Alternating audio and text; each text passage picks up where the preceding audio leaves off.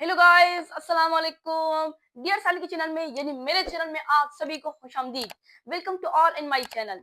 यानी आप सभी को पता है कि डियर साल यानी मैंने क्लास 9 की बायोलॉजी का चैप्टर नंबर फर्स्ट का सीरीज स्टार्ट किया है और आज हम उसी सीरीज के टॉपिक नंबर 5 को स्टडी करेंगे। तो हमारे पास टॉपिक नंबर 5 है 5 kingdom system of classification. Chapter number first class 9 biology, topic है 5 kingdom system of classification. 5 kingdom system of classification को स्टडी करने से पहले मैं आपको एक जरूरी बात कहना चाहता हूँ। अगर वो जरूरी बात आपकी इजाजत है, मैं उससे आपके साथ शेयर करना चाहता हूँ कि वो बात क्या है। इजाजत है तो इजाजत है। तो वो बात ये है कि इस साइंटिस्ट ने 3 बेसिस की बुनियाद पर 5 किंगडम सिस्टम ऑफ क्लासिफिकेशन यानी कि तमाम लिविंग ऑर्गेनिज्म को 5 किंगडम में क्लासिफाई किया है। साइंटिस्ट ने 3 बेसिस की बुनियाद पर इन तमाम लिविंग ऑर्गेनिज्म को 5 किंगडम में क्लासिफाई किया है, क्लासिफिकेशन की है तमाम लिविंग ऑर्गेनिज्म की and 5 kingdom.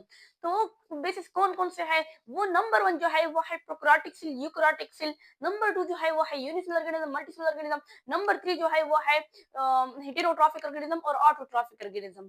Prokaryotic cell, heterotrophic organism, autotrophic organism, unicellular and multicellular organism, ये 3 बेसिस है जिसके बुनियाद पर साइंटिस्ट ने इन तमाम लिविंग ऑर्गेनिज्म को क्लासिफाई किया इनटू 5 किंगडम। 5 किंगडम इनकी क्लासिफिकेशन की। तो मेरी तरफ आता है कि आप पहले वो वीडियो देख लीजिए ताकि उनमें जितने भी इंपॉर्टेंट पॉइंट हैं वो आप सीख लीजिए और वही सारे पॉइंट आज के टॉपिक में भी है। क्योंकि आपको कहा जाता है ना का कि जो प्रीवियस लेक्चर होता है वो आज के लेक्चर में भी होता है और जो आज का लेक्चर होता है वो टुमारो के लेक्चर में भी होता है। तो इस वजह से वो वीडियो देख लीजिए, उनमें जितने पॉइंट्स है आप वो सीखेंगे और आज के लेक्चर में सारे वही पॉइंट है। फिर आपको कोई कंफ्यूजन नहीं होगी, फिर आपको ये टॉपिक जो होगा वो आसान होगा, सिंपल होगा।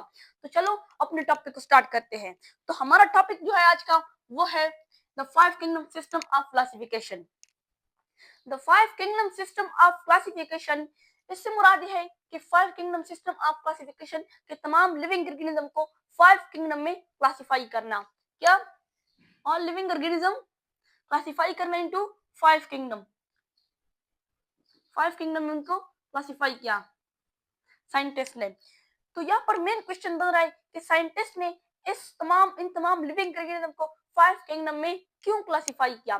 तो इसका जवाब ये है कि साइंटिस्ट ने इसको इसलिए क्लासिफाई किया कि अगर आप देखें इस कायनात पर अल्लाह ताला ने बहुत सारे लिविंग ऑर्गेनिज्म को पैदा किया है। बहुत सारे लिविंग ऑर्गेनिज्म है, मिलियन ऑफ लिविंग ऑर्गेनिज्म है इन अर्थ पर, इस अर्थ पर। इन तमाम लिविंग ऑर्गेनिज्म के बारे में स्टडी करना बहुत मुश्किल काम है। It is impossible to study all organism, यानी ऑल ऑर्गेनिज्म को स्टडी करना बहुत मुश्किल काम है, इनको इकट्ठा स्टडी करना बहुत मुश्किल काम है।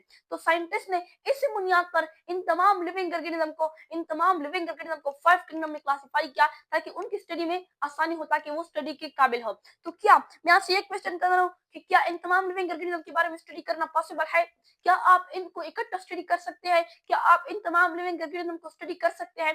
नहीं कर सकते ना। अगर आप स्टडी कर सकते हैं तो अगर आप स्टडी कर सकते हैं तो कमेंट में हाँ लिख दीजिए, अगर आप स्टडी नहीं कर सकते तो कमेंट में नो लिख दीजिए। मगर मेरा कहने का मतलब यह है कि आप इन तमाम लिविंग ऑर्गेनिज्म को स्टडी नहीं कर सकते।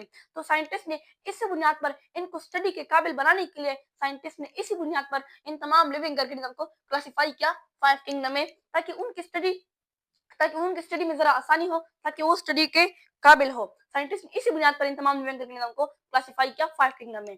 तो अब जो है वो 5 किंगडम कौन से है? वो है नंबर 1 जो है वो है किंगडम मोनेरा, नंबर 2 जो है वो है किंगडम प्रोटिस्टा, नंबर 3 जो है वो है किंगडम फंजाई, नंबर 4 जो है वो है किंगडम प्लांटी और नंबर 5 जो है वो है किंगडम एनिमेलिया।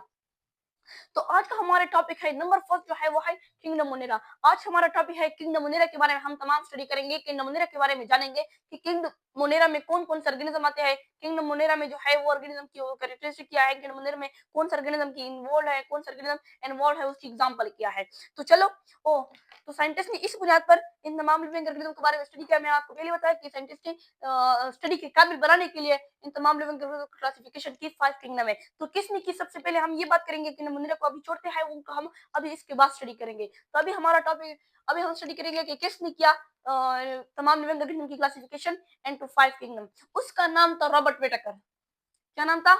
Robert Whittaker.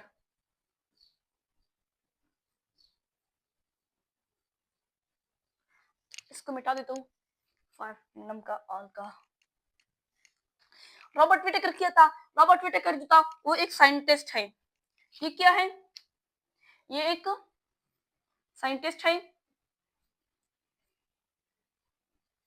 इसने क्या इसने तमाम लिविंग ऑर्गेनिज्म को 5 किंगडम में तकसीम किया। 5 किंगडम में इनकी क्लासिफिकेशन की 5 किंगडम में।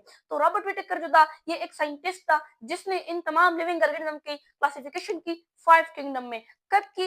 इन 1969। कब की थी?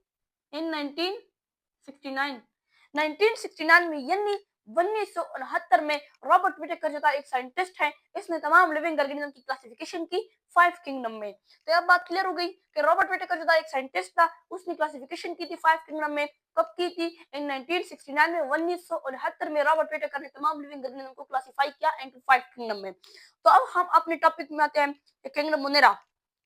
तो जो हमारा टॉपिक है आज का वो है किंगडम मुनेरा। आज हम किंगडम मुनेरा के बारे में स्टडी करेंगे। तो सिर्फ किंगडम मुनेरा के बारे में स्टडी करेंगे और बाकी किंगडम को हम वाइज पे पढ़ेंगे, यानी बाकी किंगडम को हम नंबर वाइज से पढ़ेंगे कि किंगडम मुनेरा कैसे कहते हैं, किंगडम प्रोटेस्टा कैसे कहते हैं, किंगडम फंजाई कैसे कहते हैं, किंगडम एनिमेलिया में कौन सा किंगडम आते हैं। तो इनको हम नंबर वाइज पे स्टडी करेंगे। तो आज का जो हमारा है वो है किंगडम मुनेरा। तो पहले मैं यहाँ पर लिखता हूँ कि दिस किंगडम इन्वॉल्व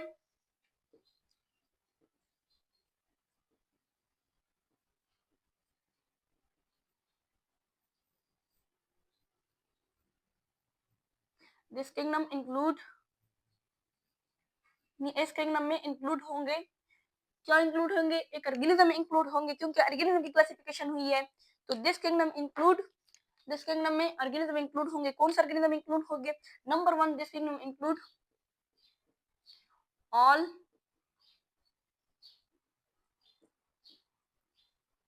प्रोकैरियोटिक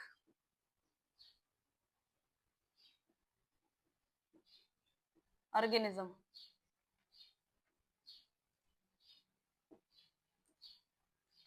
तो अभी मैं आपको एक और बात कहना चाहता हूँ। तो मैंने आपको पहले बताया कि बेसिस ऑफ क्लासिफिकेशन में प्रोकैरियोटिक सेल और यूकैरियोटिक सेल एक बेस है। तो अगर आप वे वीडियो देख लीजिए तो आपको अभी आज का जो टॉपिक है वो सिंपल होगा, उनमें आपको कोई कंफ्यूजन नहीं होगी। तो पहले जरूर उस वीडियो को देख लीजिए ताकि उनमें जितने पॉइंट है वो आप सीख लीजिए और आज का टॉपिक आपके लिए सिंपल होगा, आसान होगा, कोई कंफ्यूजन नहीं होगी।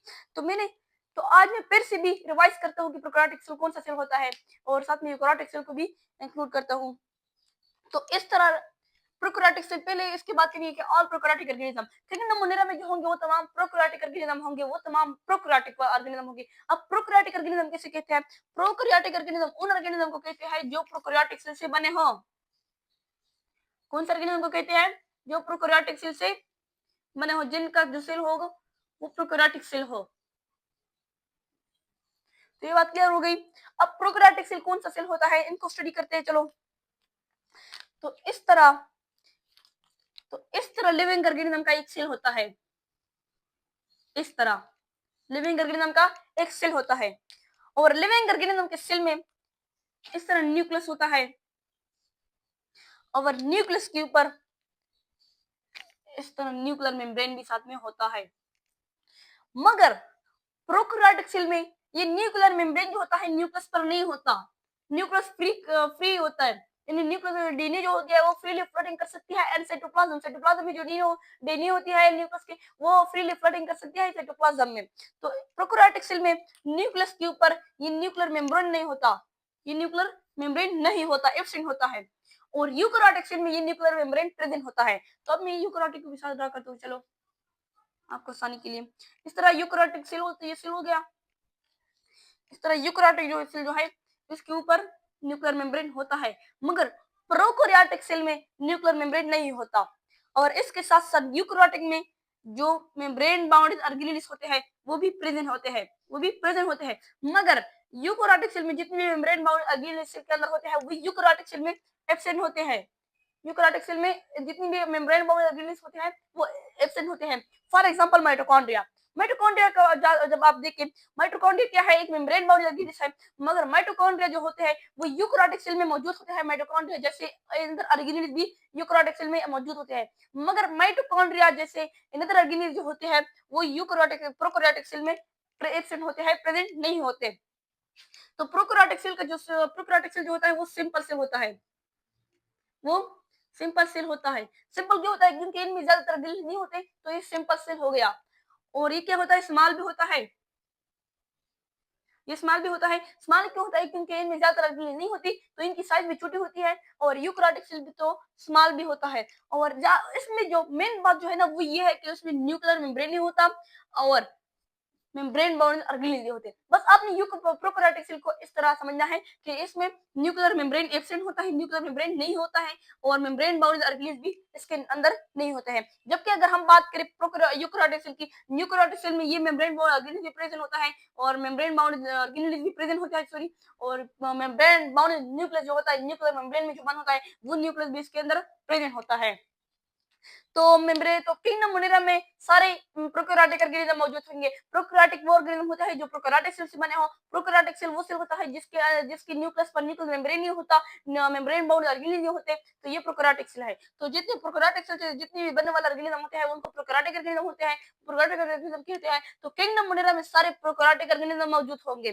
तो नंबर 2 कैरेक्टरिस्टिक जो है ये है, this kingdom include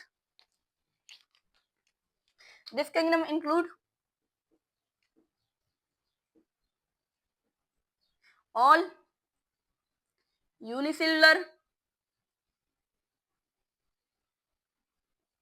and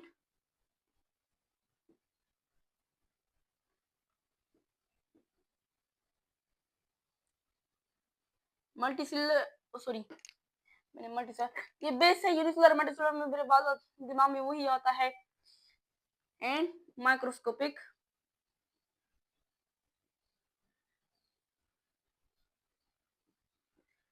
organism.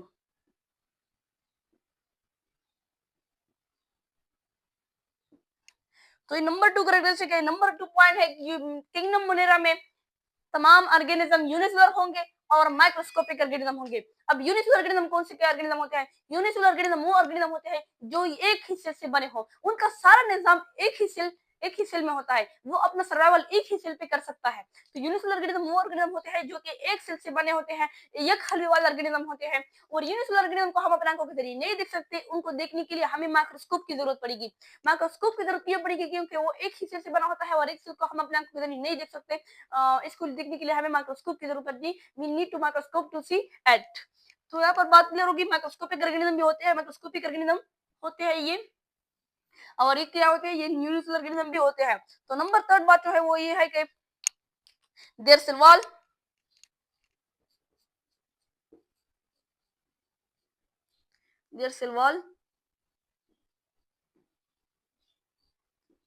is made up of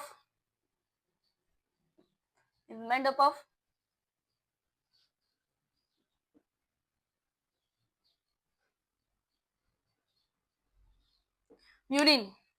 number 3 point ये है कि उनका सिलवाल जो होगा, ये यानी किंगडम मोनेरा में जितने ऑर्गेनिज्म होते हैं उनका जो ऑर्गेनिज्म का सेल होता है वो सेल, उनका सिलवाल जो होता है सेल के अंदर, वो सेल के ऊपर वो सिलवाल होता है, तो उनका जो सिलवाल होता है वो म्यूरिन से बना होगा। उनका जो सिलवाल होता है वो म्यूरिन से बना होगा। किंगडम मोनेरा में जितने भी ऑर्गेनिज्म होते हैं उनका सिलवाल म्यूरिन से बना होगा। तो म्यूरिन अगर आपको पता नहीं तो म्यूरिन में मैंने एक अलग लॉन्ग वीडियो भी बनाई है, तो पहले वो देख लीजिए, आपको म्यूरिन समझ आ जाएगा। तो कि हम बात क्या कर रहे थे, हम बात कर रहे थे कि किंगडम मोनेरा में जितनी भी ऑर्गेनिज्म होते हैं उनका सिलवाल जो होगा वो मेड अप ऑफ म्यूरिन यानी वो म्यूरिन से बना होगा। तो किंगडम मोनेरा में जितनी भी ऑर्गेनिज्म होंगे उनका सिलवाल होगा वो म्यूरिन से बना होगा। अब मैं किंगडम मोनेरा की एग्जांपल लिख रहा हूँ कि किंगडम मोनेरा की एग्जांपल क्या है। नंबर 1 जो है किंगडम मोनेरा की example of kingdom Monera, example of kingdom Monera की एग्जांपल नंबर 1 जो है वो क्या है, वो है बैक्टीरिया। इसमें बहुत सारे एग्जांपल है किंगडम मोनेरा के, like that blue green LG.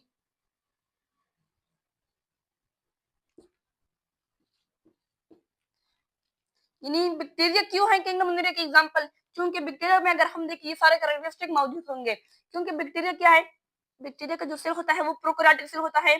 कौन सा सेल होता है? प्रोकैरियोटिक सेल होता है। प्रोकैरियोटिक से होता है। नंबर 1 बात क्लियर हो गई। नंबर 2 जो है all unicellular and microscopic organism, क्या आप बैक्टीरिया को देख सकते हैं? नहीं देख सकते ना, तो इस वजह से किंगडम बैक्टीरिया जो है वो यूनिसेलुलर ऑर्गेनिज्म है। क्या है? यूनिसेलुलर ऑर्गेनिज्म है। आप इसको नहीं देख सकते, आपने क्या करिए, ये माइक्रोस्कोपिक ऑर्गेनिज्म भी साथ में है। क्या है? माइक्रोस्कोपिक ऑर्गेनिज्म है।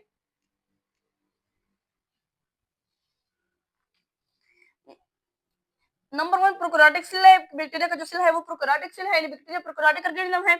और ये यूनिसेलुलर ऑर्गेनिज्म है, तो आपने आंख के जरिए नहीं देख सकते, माइक्रोस्कोपिक भी साथ में है। नंबर 3 उनका सेल जो होगा वो मेड अप ऑफ म्यूरिन से बना होगा। उनका जो सेल होगा वो किससे बना होगा? म्यूरिन से बना होगा। किस चीज से? म्यूरिन से। म्यूरिन से बना होगा उनका जो सेल। तो अब मैं किंगडम मोनेरा को दोबारा रिवाइज करता हूँ। Kingdom Monera, this kingdom include, इस किंगडम में इंक्लूड होंगे all prokaryotic organism, prokaryotic organism सारे इस किंगडम में इंक्लूड होंगे। प्रोकैरियोटिक ऑर्गेनिज्म वो ऑर्गेनिज्म होते हैं जो प्रोकैरियोटिक सेल से बने हो। प्रोकैरियोटिक सेल वो सेल होता है जिसके न्यूक्लियस पर न्यूक्लियर मेम्ब्रेन ना हो, जिसके अंदर मेम्ब्रेन बाउंड ऑर्गेनिज्म ना हो, वो प्रोकैरियोटिक सेल होता है। और प्रोकैरियोटिक सेल में जितनी भी ऑर्गेनिज्म, प्रोकैरियोटिक सेल से जितनी भी ऑर्गेनिज्म बनते हैं वो उनको प्रोकैरियोटिक ऑर्गेनिज्म कहते हैं। तो किंगडम मोनेरा में तमाम प्रोकैरियोटिक ऑर्गेनिज्म होंगे और unicellular multicellular organism, microscopic organism sorry, unicellular होंगे वो तमाम एक हल वाला ऑर्गेनिज्म होंगे। वो जितनी भी ऑर्गेनिज्म है वो एक हल वाला ऑर्गेनिज्म होंगे, वो एक ही सेल से बने होंगे और साथ में वो माइक्रोस्कोपिक भी होंगे। तो नंबर 3 जो है वो है their cell wall is made up of murein, उनका जो सेल वॉल होगा वो म्यूरिन से बना होगा। म्यूरिन पर मैंने एक अलग वीडियो बनाई है, लॉन्ग वीडियो, अगर आपने वो नहीं देखी तो पहले वो देखिएगा कि म्यूरिन का आपको समझ बिल्कुल आ जाए। तो एग्जांपल है क्या? किंगडम मोनेरा की एग्जांपल है बैक्टीरिया। बैक्टीरिया क्यों है? बैक्टीरिया क्योंकि बैक्टीरिया का जो सेल होता है वो प्रोकैरियोटिक सेल होता है। नंबर 1 बात क्लियर होगी। नंबर 2 जो है वो है यूनिसेलुलर माइक्रोस्कोपिक ऑर्गेनिज्म है। बैक्टीरिया के एक हिस्से से बना होता है और माइक्रोस्कोपिक के साथ होता है। क्या आप बैक्टीरिया को देख सकते हैं? नहीं देख सकते, तो आपको इसको देखने के लिए आपको माइक्रोस्कोप की जरूरत पड़ेगी। तो ये क्या हो गया? माइक्रोस्कोपिक ऑर्गेनिज्म हो गया। तो बैक्टीरिया जो है वो माइक्रोस्कोपिक ऑर्गेनिज्म है। उनका जो सेल होता है वो म्यूरिन से बना होता है। म्यूरिन म्यूरिन पर मैंने एक अलग वीडियो भी बनाई है, साथ में ये भी कहता हूँ ताकि म्यूरिन का आपको समझ आ जाए, वो देख लीजिए। तो म्यूरिन म्यूरिन उनका जो स्वभाव होता है वो म्यूरिन से बना होता है। बैक्टीरिया की मैंने आपको कैरेक्टरिस्टिक में बताई कि बैक्टीरिया क्यों है, किंगडम मोनेरा की एग्जांपल। तो ये आपकी किंगडम मोनेरा भी खत्म हो गई। तो नेक्स्ट हम पढ़ेंगे किंगडम प्रोटिस्टा को। तो हमारे साथ ही रहिएगा, जितनी भी बायोलॉजिकल बायोलॉजिकल लेक्चर होते हैं वो साथ हमारे साथ ही पढ़िएगा ताकि आपकी स्टडी करने में आसानी पैदा हो जाए। तो अगर तो मैंने ये किंगडम मोनेरा की मोनेरा को भी खत्म कर दी। आज की वीडियो खत्म हो गई। तो अगर आपको वीडियो पसंद आई हो तो वीडियो को लाइक कर दीजिए और साथ में एक नन्हा सा प्यारा सा कमेंट भी कर दीजिए कि आपको इस वीडियो से क्या फायदा हुआ। तो अगर चैनल पे नए हो तो चैनल को सब्सक्राइब कर सकते हैं, वीडियो को लाइक कर सकते हैं, एक नन्हा सा प्यारा सा कमेंट भी साथ में कर सकते हैं। Thank you for watching.